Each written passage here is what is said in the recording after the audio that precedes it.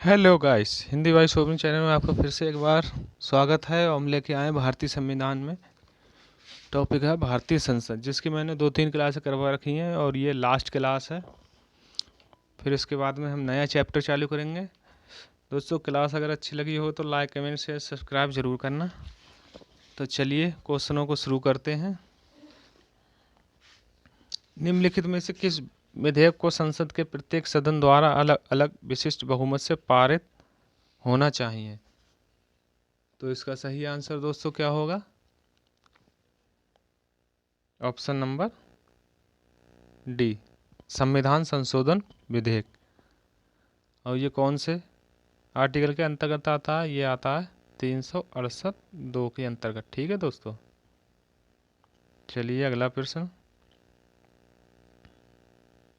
यदि लोकसभा द्वारा पारित किया गया धन विधेयक राज्यसभा द्वारा आंशिक रूप से संशोधित किया जाए तो क्या होगा? तो इसका सही आंसर दोस्तों, राज्यसभा द्वारा प्रस्तावित संशोधन किए बिना लोकसभा उस विधेयक को जारी रख सकता है। Option number B. और कौन से आर्टिकल के तहत जारी रख सकता है? 109 आर्टिकल के तहत। ठीक है दोस्तों, अगला प्रश्न। संविधान के अनुसार लोकसभा के स्पीकर को उसके पद से हटाया जा सकता है यदि सदन के सभी सदस्यों के बहुमत द्वारा प्रस्ताव पारित हो। Option number A. कौन से आर्टिकल के तहत? 94 यानी 94 आर्टिकल के तहत। अगला प्रश्न। निम्नलिखित किस निकाय की अध्यक्षता गैर सदस्य करता है? गैर सदस्य करता है। तो सही आंसर होगा दोस्तों ऑप्शन नंबर बी, राज्यसभा। कौन से आर्टिकल के तहत? 64 यानी 64। अगला प्रश्न। जब संसद के दोनों सदनों में किसी साधारण विधेयक में मतभेद हो तो इस गतिरोध को दोनों सदनों की संयुक्त बैठक द्वारा सुलझाया जा सकता है। Option number A. अगला प्रश्न। संसद के दोनों सदनों की सम्मिलित बैठक कब बुलाई जाती है? कब बुलाई जाती है? ऐसे बिल पर विचार और उसे पारित करना जिस पर दोनों सदनों में मतभेद हो। Option number D. लोकसभा व राज्यसभा की संयुक्त बैठक कब होती है? कब होती है मित्रों? राष्ट्रपति जब बुलाए। Option number A. अगला प्रश्न। संसद के दोनों सदनों के साथ साथ बैठने पर निम्न होता है। क्या होता है? एक बिल जिस पर दोनों सदन राजी नहीं हो उस पर विचार होना और पास होना। Option number C. दोस्तों, बहुत ही इम्पोर्टेंट क्वेश्चन है, इसलिए बहुत ध्यान से पढ़ना और एक बार नहीं लगभग 2-3 बार ये क्लास करना। राज्यसभा और लोकसभा की संयुक्त बैठक कौन बुलाता है?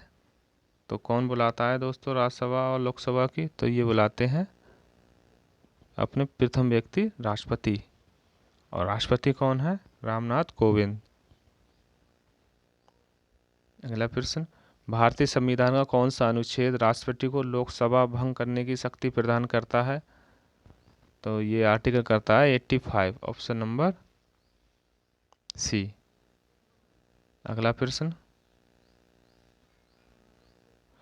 नए राज्यों के निर्माण अथवा विद्यमान राज्यों की सीमाओं को परिवर्तन करने का अधिकार होता है?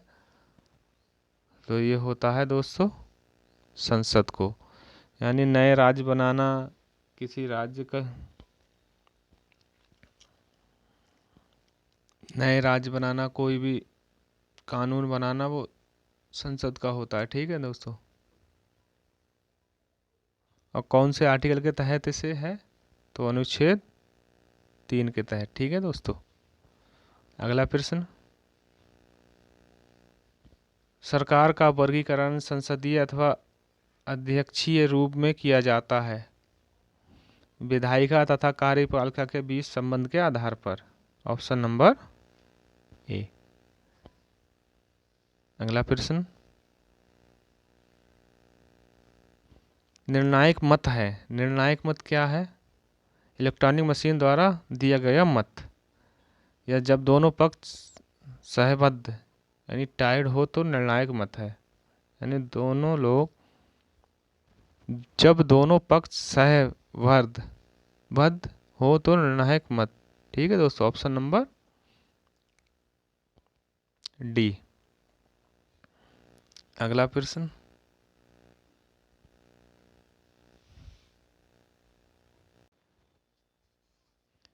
सदन में स्पीकर अपने मताधिकार का प्रयोग कब कर सकता है? यानी सदन में जो स्पीकर होता है वो अपने मताधिकार यानी मत का प्रयोग कब कर सकता है? जब वह चाहे, जब सदन की इच्छा हो, केवल समान मत होने की स्थिति में। तो इसका सही आंसर होगा ऑप्शन नंबर, जब दोनों पार्टियों के समान मत होंगे तभी स्पीकर अपना चयन कर सकता है किसे वोट देना है किसे नहीं। उसके ऊपर दोनों पार्टियों को डिपेंड होता है कौन सी पार्टी को जिताएगा या नहीं। चलिए अगला प्रश्न,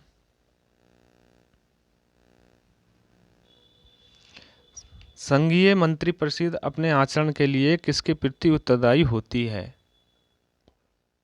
तो संघीय मंत्रिपरिषद किसके प्रति? तो ऑप्शन नंबर बी, लोकसभा के प्रति। लोकसभा कौन से अंतर्गत? ये 75(3) के अंतर्गत। ठीक है दोस्तों, अगला प्रश्न, केंद्र व मंत्रिपरिषद समूह किसके प्रति उत्तरदायी होता है? किसके प्रति? मंत्रिपरिषद दोस्तों लोकसभा के प्रति होती है। ठीक, अगला प्रश्न, मंत्रिपरिषद किसके प्रति उत्तरदायी होती है? तो किसके प्रति? लोकसभा के प्रति। दोस्तों ये मत समझना एक क्वेश्चन 3 बार आ रहा है, ये 3 बार आने का तरीका देखो दोस्तों।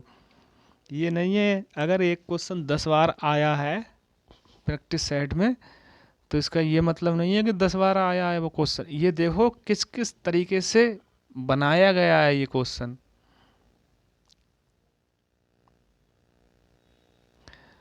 आप कभी भी एग्जाम में मत फंसो, क्योंकि मान लो कोई क्वेश्चन,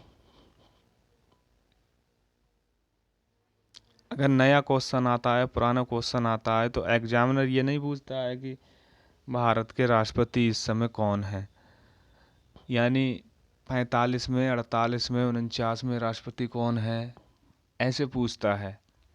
ठीक है, इसका एग्जामिनर का मतलब ये होता है बच्चे को फंसाना, और जो बच्चा एग्जाम से नहीं फंसेगा तो वो उसका सिलेक्शन है, और जो फंस गया तो वो बेचारा पढ़ाई में कमज़ोर नहीं है, मगर बात ये है उसे समझने की शक्ति थोड़ी कम है। चलिए क्वेश्चन देखते हैं, प्रधानमंत्री पद के लिए भारतीय संविधान में निम्नलिखित अर्हताओं के अनुसार उम्मीदवार की न्यूनतम आयु कितनी होनी चाहिए? तो इसका सही आंसर होगा ऑप्शन नंबर ए, 25 वर्ष। और कौन से आर्टिकल के तहत? जे 84 आर्टिकल खा के तहत। ठीक है दोस्तों, अगला प्रश्न,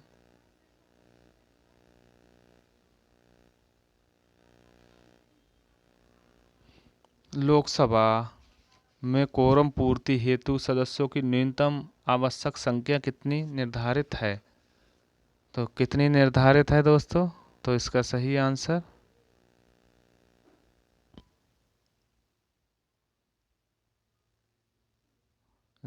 आंसर होगा दोस्तों ऑप्शन नंबर डी, कुल सदस्यों का 1/10 भाग। ठीक है मित्रों, और ये कौन से आर्टिकल के तहत? ये है 103 के तहत। ठीक है, अगला प्रश्न, हाल में संपन्न लोकसभा चुनाव में सबसे ज़्यादा वोट से किसने जीत हासिल की? ये दोस्तों पुराना क्वेश्चन है, इसे हटा देते हैं।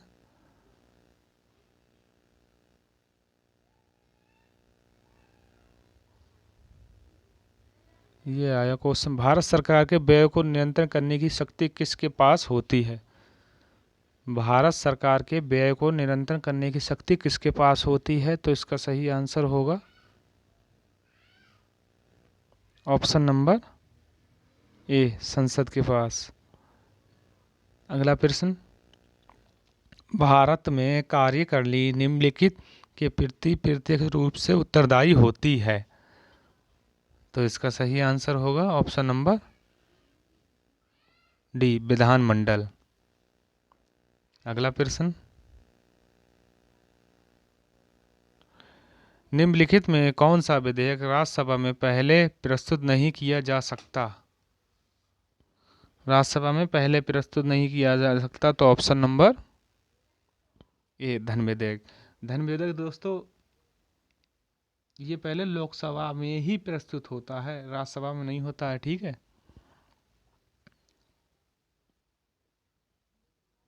कौन से आर्टिकल के तहत? तो ये है 109 आर्टिकल 1 के तहत, ठीक है मित्रों।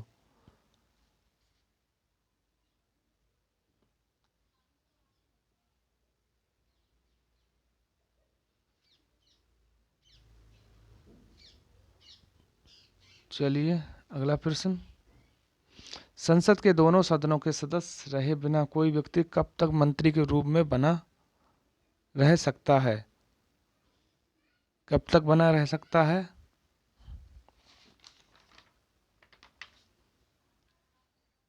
तो इसका सही आंसर दोस्तों क्या होगा? ऑप्शन नंबर बी, 6 माह। अगला प्रश्न, जब लोकसभा रद्द कर दी जाए तब अध्यक्ष पद कब रद्द कर दिया जाएगा? ऑप्शन नंबर डी, इनमें से कोई नहीं। अगला प्रश्न, निम्नलिखित में से किसका चुनाव निर्वाचन आयोग के द्वारा नहीं किया जाता? तो किसका चुनाव नहीं किया जाता है? तो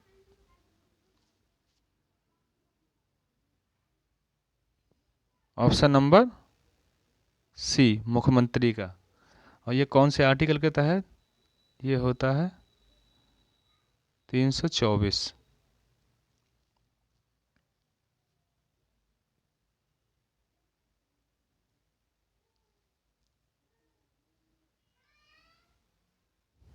अगला प्रश्न दोस्तों, इसकी थ्योरी पढ़ते हैं।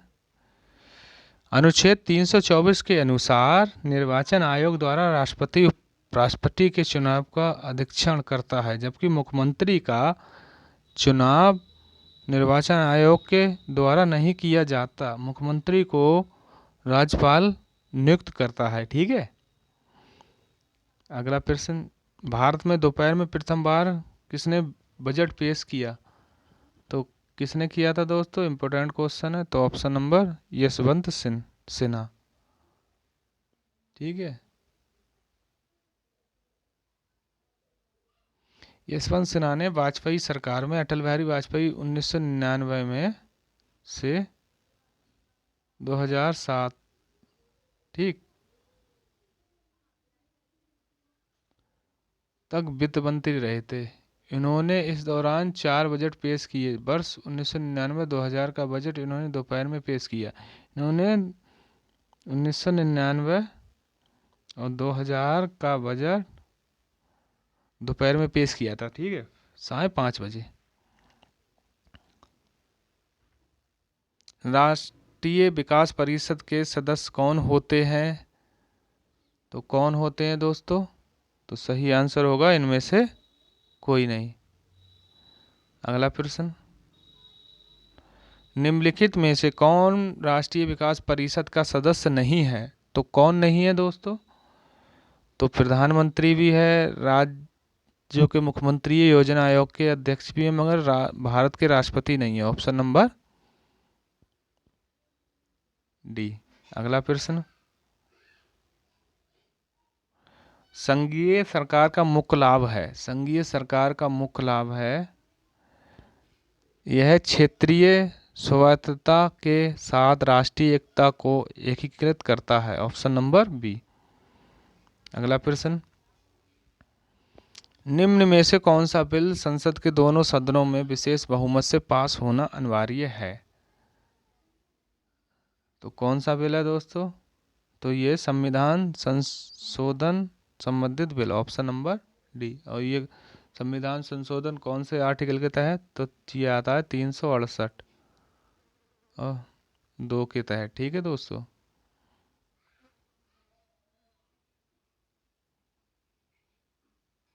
अगला प्रश्न, संसदीय प्रणाली में कार्यपालिका का वास्तविक प्रधान कौन होता है? तो सही आंसर दोस्तों क्या होगा कार्यपालिका का? ऑप्शन नंबर बी, प्रधानमंत्री होता है। अगला प्रश्न, भारत की संसदीय प्रणाली कहाँ से ली गई है? तो ये कहाँ से ली गई है मित्रों? तो ये ली गई है ऑप्शन नंबर बी, ब्रिटेन से।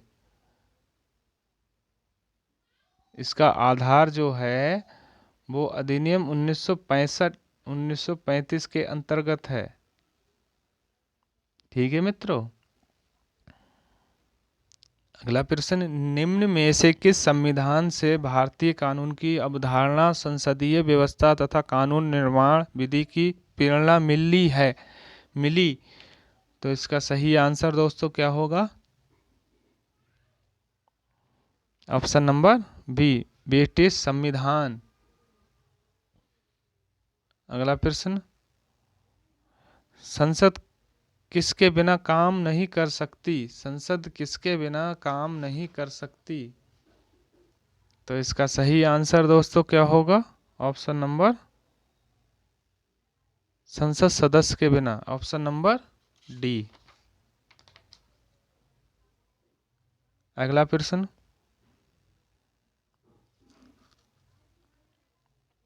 निम्न में से कौन सा कार्य राज्यसभा के सदस्य ही कर सकते हैं? तो कौन सा कार्य है दोस्तों? तो इसका सही आंसर दोस्तों क्या होगा? राज्य सूची के किसी विषय को राष्ट्रीय महत्व का घोषित करना, ऑप्शन नंबर सी। और ये कौन से आर्टिकल के तहत? ये है 249 आर्टिकल के तहत। ठीक है दोस्तों। अगला प्रश्न, संघीय मंत्रिमंडल के विरुद्ध अविश्वास प्रस्ताव लाया जाता है। तो इसका सही आंसर होगा ऑप्शन नंबर बी, केवल लोकसभा में लाया जाता है। ठीक है।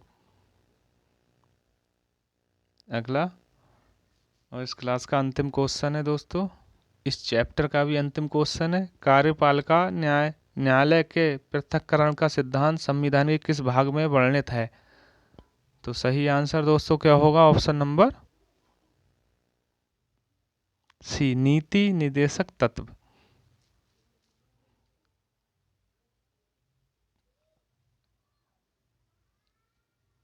नीति निर्देशक तत्व कौन से भाग में आते हैं? तो ये भाग में आते हैं चौथे। ठीक है दोस्तों क्लास कैसी लगी हो कमेंट्स में ज़रूर बताना। तब तक के लिए